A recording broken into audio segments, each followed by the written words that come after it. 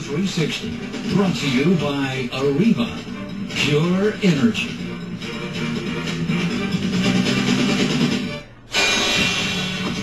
I will never surrender in Iraq. My friends will never surrender in Iraq. On issue after issue, John McCain is offering more of the same policies that have failed for the last 8 years. Senator John McCain, Barack Obama speaking out today on the campaign trail, throwing some punches at each other as well. Senator McCain has been slamming Obama on his Iraq policy. McCain says Obama is out of touch with what is really happening on the ground in Iraq. Obama paints McCain as, well, simply being out of touch. Time for a reality check with CNN's Michael Ware live in Baghdad. And once again, Francis Townsend, former White House Homeland Security Advisor and CNN National Security Contributor. Michael, Senator McCain invited Obama to travel to Iraq, saying he was looking forward to the opportunity to, quote-unquote, educate Obama. Realistically, because, I mean, obviously there's a lot of politics involved, but what exactly would the two be able to see? How accurate is the information that's passed along? How beneficial are these kind of trips? Well, Anderson, I mean, obviously there's a great need for education about the situation here in Iraq. You cannot pull out without serious consequences, nor can you stroll the streets of Baghdad. So there's questions to be raised with both campaigns there. Now, like any US officials that come to this country, any campaign members, anyone running for office who comes to this country is going to see the rooftops of houses as they fly over them, perhaps some desert as they whisk over the top of that, and the inside of US bases and the US Embassy where they're bombarded with briefings and PowerPoint slides. They'll be totally divorced from the Iraqi reality, and any Iraqi officials I'll talk to, they're certainly not going to be straight shooting. They haven't been since the war began. Why would they start now? It's not in their interest to do so. They certainly won't get a real feel for the fact that 90,000 former insurgents now on the US payroll are protecting large chunks of the country for America, while other large chunks of the country are protected by Iranian-backed militias who are pursuing Iranian interests as well as their own. So really, it's going to be a very skewed picture that anyone could hope to get, Anderson. For instance, the U.S. Ambassador to Iraq, Ryan Crocker, says Al-Qaeda in Iraq, and I quote, has never been closer to defeat than they are now. At this point, though, how much of the violence is really due to Al-Qaeda in Iraq, and how much is due to sectarian actors and other forces? Well, Anderson, it's important to be clear about the facts. All violence, whether it's sectarian or Al-Qaeda, is down across the board. These are the lowest levels of security incidents in 4 years that they're seeing right now. This is progress. Now, Al-Qaeda has said in their own statements that Iraq was the central battle and that they couldn't lose it. Well, they're back on their heels. It will take a sustained effort by Iraqi forces to maintain that. We've seen recent progress by Iraqi forces. They're conducting clearing and holding operations on their own without their American advisors. All of this is positive, but they have to do it over the long term. Well, in Basra, they needed serious backup from both British and U.S. forces. In fact, that was really instrumental in turning the tide there in Basra to the degree that it has been turned. But the question is, I mean, the White House and John McCain and others like to focus on Al-Qaeda and talk about Al-Qaeda in Iraq.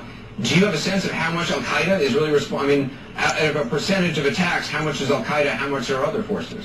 You know, I'm not clear on what the actual percentage breakdown is. I will say this to you, though. The large-scale attacks against civilians are down, but the important part to that success is going to be maintained. Michael, let me ask you the question. Al-Qaeda, compared to the other forces killing folks in Iraq, what's the percentage, do you know?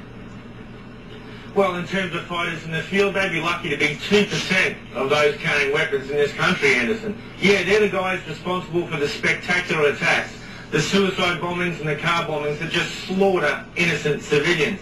That's true. That's got great political impact.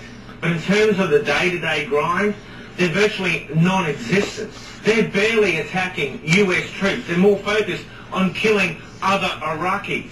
They're too busy trying to launch a war with the Shia. They're too busy under pressure to be able to continue operating. And look, let's face it, they were given Iraq on a platter for their next platform after Afghanistan. They had their moment. Now they've been withered down to this gnarly operating series of terrorist cells that they were always designed to be. They're essentially going to be a stone in the shoe of this society, like they are in countless societies across the world. They're not really the war here, and they haven't been for a long time if they ever were. The real war here is a competition between America and Iran for influence, and an attempt to hold this region together without fracturing it completely, Anderson. Francis, do you agree with Michael? Well, to Michael's point, a successful end to the conflict in Iraq must be that Iraq is a stable democracy that can secure its people and its borders. That includes not only from Al-Qaeda, but from Iran. Francis Townsend, we appreciate you being on the show. First time, thanks for being on. Michael Ware, always good to talk to you. Stay safe, Michael. Up next, a new terror threat. Al-Qaeda taking aim with deadly ambition. What the terrorists want to do to America coming up. They're talking about WMD now. Hear the latest. Plus, claims of cruelty in the classroom, a kindergarten class, what a 5-year-old went through. It may make you mad. It's kind of unbelievable. The outrage on that, 360 next. Right now, there's a nurse saving a life in Baltimore. 20 minutes later, she'll bring one into the world in Seattle. Later today, she'll help an accident victim in Kansas. How can one nurse be in all these places? Through the nurses she taught in this place. Johnson & Johnson knows behind every nurse who touches a life, there's a nurse educator who first touched them. You're a nurse. Make the difference.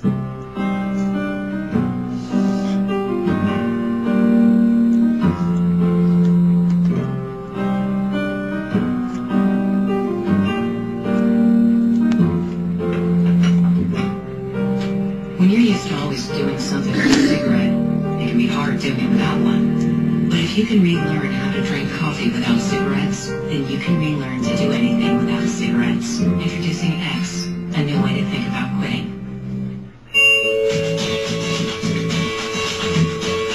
Of all the numbers you encounter along your journey to wherever you're going, you'll find there's one number you can always count on for a great night's rest.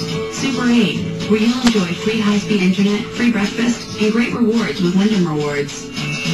Super 8. See you along the way. On fabulous trips, resort vacations, a new prize every week. Play together, stay together at super8.com. Bill Clinton taking aim, claiming a cover-up and hiding Hillary Clinton's chances of winning the White House. Who exactly he thinks is covering up isn't exactly clear. We've got an up-close look. First, Erica Hill joins us with 360 Bulletin. Erica? And Anderson, first up, an eerie report of a new Al-Qaeda take tonight. Intelligence